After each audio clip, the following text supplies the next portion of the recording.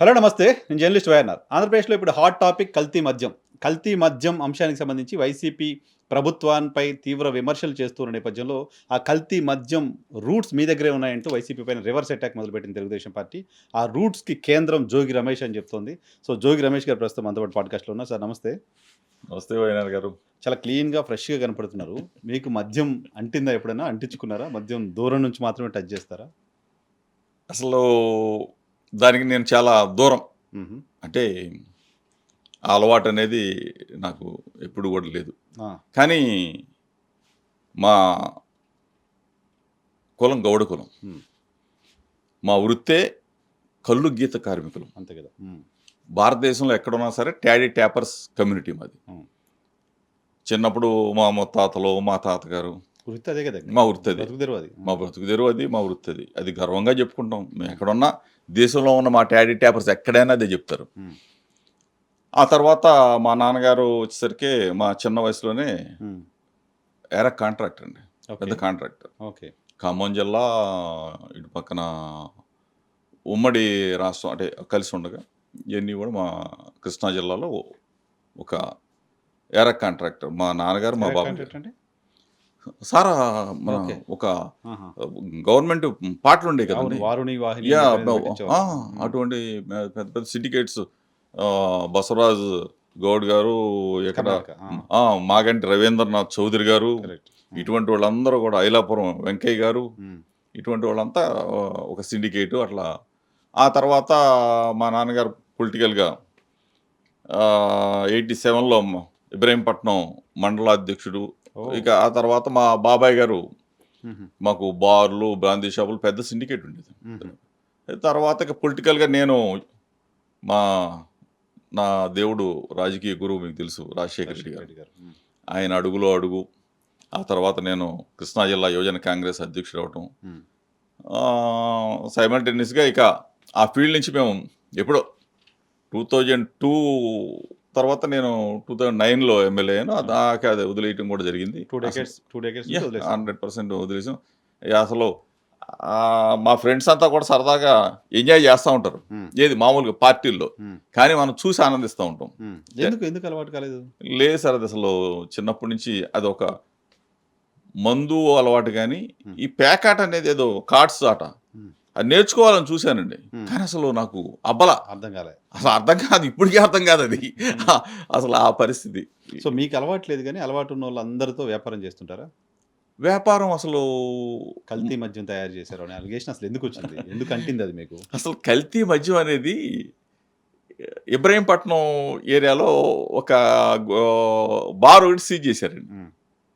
Seize చేసిన తర్వాత next day godown seize చేశారని చెప్పారు. హ్మ్. నేను ఆ రోజు వీటీపీఎస్ అంటే థర్మల్ పవర్ స్టేషన్ వాటర్ అంతా కూడా పొల్యూట్ అయిపోయి ఆ బూడిద వాటర్ అంతా కృష్ణా నదిలో హ్మ్. కృష్ణా గోదావరి ఏ, పవిత్ర సంఘం అని చెప్పేసి ఆ రోజు చంద్రబాబు నాయుడు ప్రభుత్వంలో పెట్టిన ఏరియాకి వచ్చేసి కలవటం హ్మ్. కలుస్తూ ఉంటే ఆ మొత్తం ఆ వాటర్ అంతా కూడా అమరావతి కూడా అంటే విజయవాడ సరౌండింగ్ ప్రజలందరూ కూడా కొన్ని లక్షల మంది కలుషితమైన ఆ బూడిద వాటర్ని తాగుతాను ఏవిందో మేము మా ఇబ్రహీంపట్నం మా కొండపల్లి పరిసరం దాని మీద నేను ఆ అధికారుల మీద హ్మ్. పోరాటం చేయడం కోసం మీడియా మొత్తాన్ని కూడా తీసుకెళ్ళి అసలు జరిగిన వాటర్ని తీసి చూపించి నేను ఆ కార్యక్రమం జరుగుతా ఉంది. హ్మ్. ఆ జరుగుతున్న క్రమంలో మీడియా మిత్రులందరూ సార్ ఇట్లా ఈ గోడౌన్ ఒకటి సీజ్ చేశారు. సీజ్ చేశారు. ఈ విధంగా మనం వెళ్ళి చూస్తే బాగుంటుందేమో అంటే నేను వెళ్ళి అంటే మీడియా మిత్రులు అందరూ ఉన్నారు. కానీ తెలియజెప్పాను నేను. హ్మ్. ఇది చంద్రబాబు నాయుడు ప్రభుత్వంలో నారావారి సారా ఈ విధంగా ఏరులై పారుతా ఉంది. హ్మ్. ఎక్కడ పడితే అక్కడ నిన్న కాక మొన్న మొలకల చెరువులో పట్టుకున్నారు, తెనాల్లో పట్టుకున్నారు. ఇప్పుడు ఇబ్రహీంపట్నం అయింది. రేపు మంగళగిరి అవుద్ది, కుప్పం అవుద్ది. లేకపోతే ఇట్లా అవును. పొలిటికల్ రాష్ట్రం స్టేట్మెంట్ మొత్తం కూడా పొలిటికల్ హ్మ్. ఈ విధంగా అయినా తయారైన నారావారి సారా బ్రాందీ షాపుల్లోకి వెళ్తా ఉంది. బ్రాందీ షాపుల ద్వారా బెల్ట్ షాపులకు వెళ్తా ఉంది. బెల్ట్ షాపుల ద్వారా ప్రతి ఇంటికి కూడా హోమ్ డెలివరీ జరుగుతూ ఉంది. ఇదేం ప్రభుత్వం అని చెప్పేసి ప్రశ్నించారు. అది నారావారి సారా అంటున్నారు కానీ, అది జోగి వారి సారానే అని జనార్దన్ రావు చెప్తున్నారు. జోగివారి సారా అయితే అసలు జనార్దన్ రావు అనే వ్యక్తి అంటే మా ఇబ్రహీంపట్నం. హ్మ్. నాకు చిన్నప్పటి నుంచి నేను అక్కడ పుట్టి పెరిగాను కాబట్టి ప్రతి ఒక్క గడప తెలుసు. ప్రతి ఒక్కళ్ళు కూడా ఓకే. ఆల్మోస్ట్ పొలిటికల్ అందరిని పేరుతోని పిలుస్తాం. ఆల్మోస్ట్ మా మా వీధి మా వీధి అంటే చిన్న మా తాతగారు మా వీధిలోనే వీళ్ళ చిల్లర షాపులు, ఉమ్. పచారీ కొట్లు, ఇది వాళ్ళ తాతగారి. తర్వాత మా నాన్నగారు మేము వచ్చిన వాళ్ళ నాన్నగారు వాళ్ళది పచారీ సో షాపులు. వాళ్ళ కుటుంబంతో తరాలుగా సంబంధం ఉంది. తరాలు పరిచయం- తెలుసు, పరిచయం ఉంది. పరిచయం. అక్కడ నాకు అందరూ అంతే, అక్కడే పేరు ఉంటారు. పెట్టి పిలిచే స్వతంత్రం కదా. ఉమ్, ఉమ్. వాళ్ళు పెళ్ళిళ్ళకి పిలుస్తారు, నేను వెళ్తా ఉంటాను. మా శుభకార్యాలు వస్తే మేము కార్డులు ఇస్తాం. ఇవన్నీ జరిగే తత్వం. ఉమ్. జనార్దన్ రావు అనే వ్యక్తితో ఎప్పుడూ కూడా స్నేహ సంబంధాలు కానీ, ఉమ్. లేకపోతే వ్యాపార సంబంధాలు కానీ, ఉమ్. ఎక్కడికైనా అతనితో మనం కలిసి వెళ్ళటం కానీ ఎప్పుడు కూడా చిన్నప్పటి నుంచి కూడా ఎప్పుడు కూడా జరిగిన ప్రసక్తి జస్ట్ తెలుసు అంతే. మీ తెలుసు. వీధిలో ఉంటాడు కాబట్టి తెలుసు. నైబర్ గా తెలుసు. నైబర్గా తెలుసు. ఉమ్. అంతేగాని ఆ మకిలీని తీసుకొచ్చి నా మీదండి. ఇప్పుడు దక్షిణాఫ్రికా నుంచి పట్టుకున్న తర్వాత అతను ఏదో దక్షిణాఫ్రికా నుంచి ఫోన్లో మాట్లాడినప్పుడు కానీ, ఉమ్. లేకపోతే అతను గన్నవరం ఎయిర్పోర్ట్లో అతన్ని రెడ్ కార్పెట్ వేసి చక్కగా స్వాగతం చెప్పారు డిపార్ట్మెంట్ అప్పుడు కానీ, అతన్ని విచారించినప్పుడు కానీ, ఉమ్. లేదు రిమాండ్ రిపోర్ట్ కోర్టుకి సబ్మిట్ చేసినప్పుడు కానీ, ఉమ్. లేదు ఇతను కోర్టుకి ఆధారపరిచినప్పుడు కోర్టులో కానీ ఉమ్. ఎక్కడా కూడా ఈ పరిస్థితి రాలా. ఉమ్. ఇక రాలా. ఉమ్. అతను అరెస్ట్ అయ్యి లోపలికి వెళ్ళిన తర్వాత ఉమ్. నెక్స్ట్ డే అనుకుంటానండి, ఉమ్. గౌరవ ముఖ్యమంత్రి చంద్రబాబు ఒక ప్రెస్ మీట్ పెట్టి విస్తుపోయే నిజాలు బయటకు వచ్చేస్తాయి. బయటకు వచ్చేస్తే ఈ సీట్ని ఏర్పాటు చేస్తాం. విస్తుపోయే నిజాలు అంటే మంచి ఎవరన్నా పట్టుకుంటున్నాడేమో, జయచంద్రారెడ్డినో లేకపోతే వాళ్ళ క్యాబినెట్లో ఉండవాళ్ళని ఎవరన్నా బయటికి తీసుకొచ్చేస్తున్నాడేమో అని చెప్పి అనుకున్న జనం అంతా. తీసుకొచ్చేసరికి బురద నా మీద వేసేసి అతనితో ఒక వీడియో, ఆ వీడియో సిట్టోళ్ళు రిలీజ్ చేశారా, ఎక్సైజ్ డిపార్ట్మెంట్ రిలీజ్ చేసిందా, పోలీస్ డిపార్ట్మెంట్ రిలీజ్ చేసిందా, చంద్రబాబు నాయుడు చేశాడా, లోకేష్ చేశాడా, ఎవడో తెలియదు. ఒక వీడియో వచ్చింది. ఫ్లోగా తీసుకొచ్చారు. జోగి రమేషే మొత్తం సిండికేట్లు నడిపాడు. జోగి రమేష్ వల్లే మొత్తం 16 నెలల కాలం. అదే అండి, అసలు నిప్పు లేకుండా పొగొస్తుందా అని. అదే కదా, ఉమ్. నేను అందుకనే నిప్పు లేకుండా పొగొచ్చింది కాబట్టి ఈ రోజున వైఎన్ఆర్ గారి ముందు నిలబడి ఇహా ఛానల్లో నేను మాట్లాడుతున్నానంటే ఉమ్. ధైర్యంగా దమ్ము.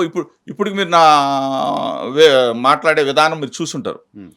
నేను లై డిటెక్టర్ టెస్ట్కి రెడీ అయ్యానని చెప్పేసి, ఇప్పుడు ఎవడైనా ముందుకు వస్తాడు సార్ ఈ రోజుల్లో ఉన్న పరిస్థితుల్లో, లేదన్నా చిన్న పొరపాటు చేసి ఉంటాడు, లేకపోతే ఇంకోటి పారిపోతాడు. నేను రెడీ, ఎక్కడికన్నా బాబు రా చంద్రబాబు లేకపోతే లోకేష్ నువ్వు రావయ్యా. అసలు జనార్దన్ ఎవరో నాకు తెలియదు అన్నాడు జోగి రమేష్. ఇగో ఆయనతో కూర్చున్న ఫొటోస్ అని టీడీపీ బయటికి పెట్టింది. ఆ అసలు photos జనార్దన్ ఎవడో తెలియదని నేను మాట ఇప్పుడు అన్నానండి. ఉమ్. తీయమనండి రికార్డ్స్లో, ఉమ్. ఎవడైనా సరే చంద్రబాబు తీయమని, ఆయన లోకేష్. ఫోన్ నంబర్ మీ దగ్గర, మీ ఫోన్ నంబర్ నో, అసలు ఫోన్ నంబర్లు మరి ఫోన్ ది కూడా అంత ఫేక్ ఫేక్. కమిషనర్ కంప్లైంట్ కూడా చేసినట్టు. ఇచ్చాను కదా. వైఎన్ఆర్ గారు ఏదన్నా ఒక బురద వేసేటప్పుడు, ఒక మలినం అంటించేటప్పుడు, ఒక కేసు పెట్టేటప్పుడు కనీసం దాంట్లో పాత్ర ఉందా లేదా తెలుసుకోకుండా ఒక ముఖ్యమంత్రి స్థాయి వ్యక్తి లేకపోతే ముఖ్యమంత్రి కొడుకు ఒక అమాయకుడిని బలి చేయాలి ఏంటి? ఇప్పుడు నాకు నోరు ఉంది, నాకు ఉందల్లా దమ్ముగా మాట్లాడతాను. నాకేమి డబ్బును చూసుకున్నా లేకపోతే నా దమ్ము, నేను చిన్నప్పటి నుంచి కూడా నిజాయితీగా యువజన కాంగ్రెస్ నుంచి కూడా రాజశేఖర రెడ్డి గారు అంటే ఆయన అంటే ఇష్టం అండి. ఆయన అడుగులో అడుగు వేసాం. ఈ రోజున ఈ స్థాయికి కూర్చొని మీ ముందు నేను మాట్లాడేది దీనికి వచ్చాను కాబట్టి నేను ఎక్కడా కూడా తప్పు చేయను. ఇటువంటి తప్పుడు వ్యవస్థకి నేను వెళ్ళను.